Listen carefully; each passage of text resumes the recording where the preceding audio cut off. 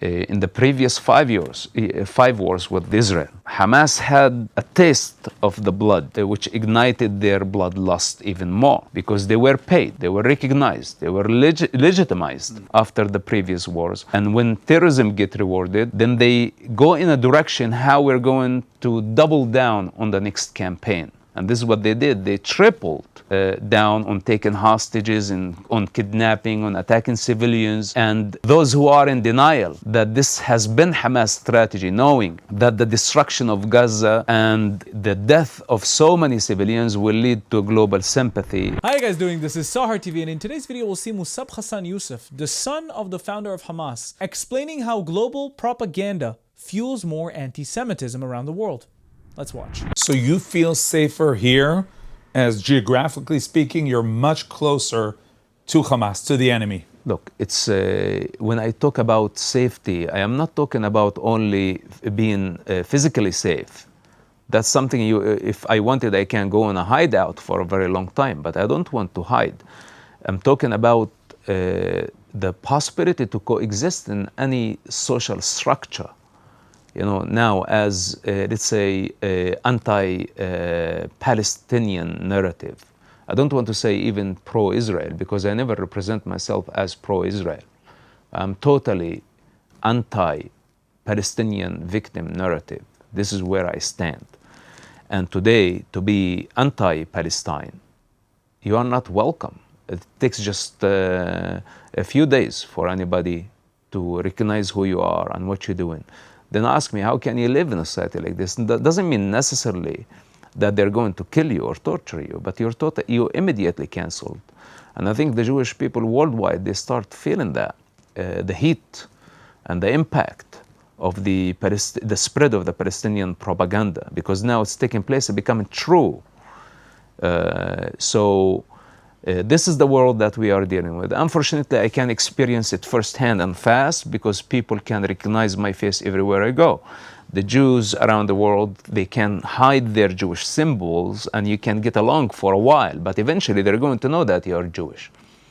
And how can you coexist in any society if Jewish hatred is legitimized and is becoming a virtue? So sooner or later, millions of Jews around the world are going to also come to the same realization. And I don't want to say, why you invest in your money and your Jewish brain somewhere else? Why don't you bring it here, back home? Bring your intelligence, bring your resources, bring everything here. Let's invest in this country all together. And going back to the protests, and this is as someone who's insider, outsider, at the same time, someone who has traveled the world since the beginning of the war. We need unity.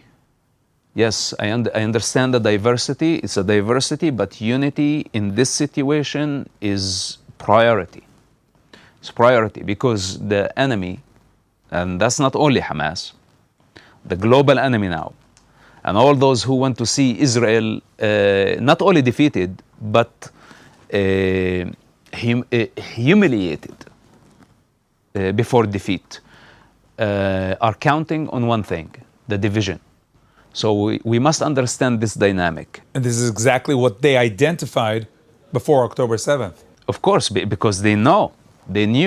If you don't know what happened before October the 7th, we had protests, crazy large protests against the government, and Hamas used that momentum to launch an attack. Right after they sensed there was a huge tear within the Israeli community, not Jewish, within the Israeli community, and they decided to attack when we were the weakest. Very similar to the Treaty of Hudaybiyah, when Muhammad attacked the Meccans, the Quraysh tribe, when they were at their weakest point. Everything was, at standstill, and he realized that now is the best time to attack. Same thing.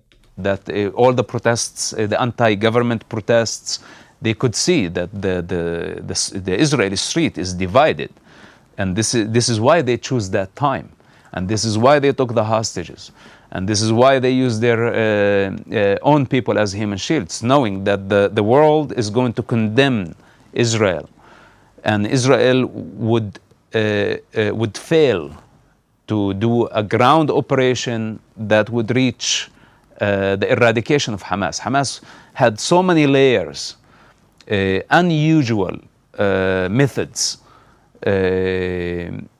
to protect itself and survive. And we see how complicated the situation is.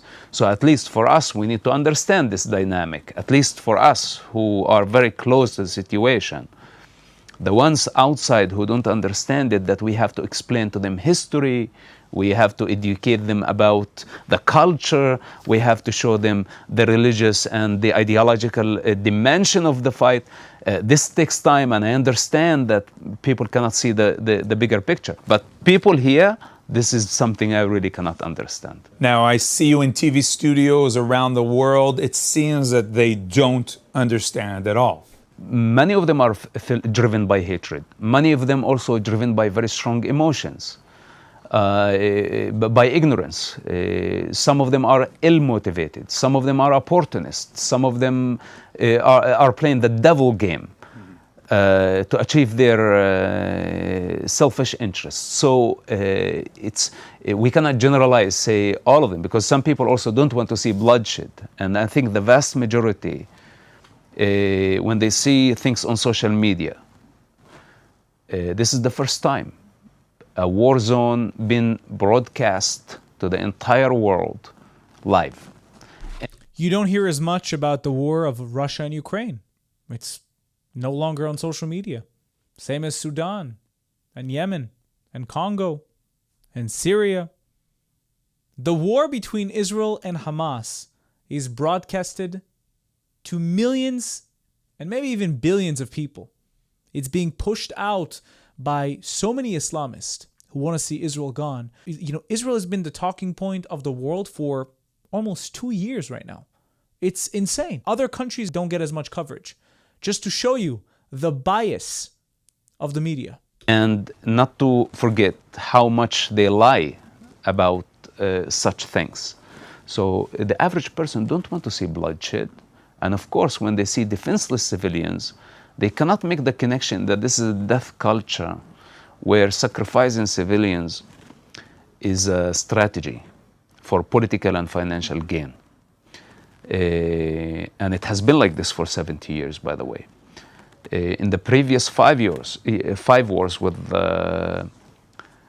Israel, Hamas had a taste of the blood, which gave them, which ignited their bloodlust even more, because they were paid, they were recognized, they were legitimized after the previous wars. And when terrorism get rewarded, then they go in a direction how we're going to double down on the next campaign. And this is what they did. They tripled down on taking hostages and on kidnapping, on attacking civilians. And those who are in denial that this has been Hamas strategy, knowing that the destruction of Gaza and the death of so many civilians will lead to global sympathy, and most importantly, would lead to delegitimizing Israel. One thing we have to remember is that this thing did not start on October 7th. I'm talking about the using civilians as pawns. It's in the Palestinian culture. The Palestinian culture was made up in 1964, but it's in the Arab culture. When you see India retaliating against the attack in Kashmir, you see how the world's media is going crazy and saying, look how the Hindus are killing civilians and children and blah, blah, blah. It's a tactic in the Islamic world to accuse the people they're attacking of retaliating against children. They know it works.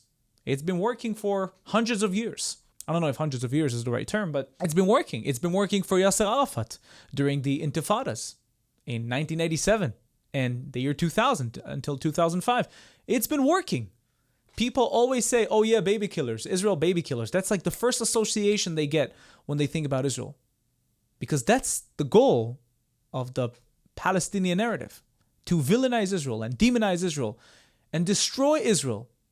And what better way to do that than to blame them of killing children and civilians? What better way? Stop sacrificing your own children. Stop indoctrinating your families to go and kill Jews. Stop raising terrorists with a pay-for-slay policy pushed by the Palestinian Authority. Stop doing that. And then, maybe then, we can truly live in peace with our Arab neighbors. And notice, I'm not calling them Palestinians because they're not Palestinians. They're Arabs with an Arabic culture, just like the Jordanians, just like the Syrians, just like the Lebanese, and just like the Egyptians. If you'd like to watch more of my stuff, please check out my channel down below. If you like what you see, don't forget to subscribe to the YouTube channel and hit that notification button so you can be notified every time I upload new content. If you'd like to support me and the channel financially, you can do that using Buy Me Coffee or Patreon down in the links below. Also, we now have a Discord that you can join down in the link below. And now you can become a YouTube member and enjoy specific YouTube perks. Thank you for watching. I'll see you in the next video.